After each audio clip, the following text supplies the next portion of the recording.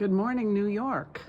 Are you ready? Are you ready? Are you ready for the snow?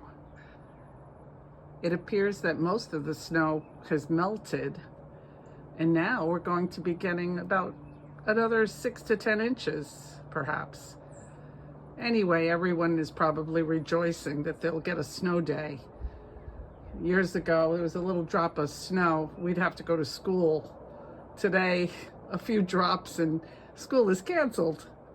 I guess the kids are very happy. And I probably would be too. Actually, I used to work in a school, so I did enjoy those snow days. Hope everyone is well today. Hope you're all ready for the snow wherever you are. And I hope you're safe and warm. Have a blessed day.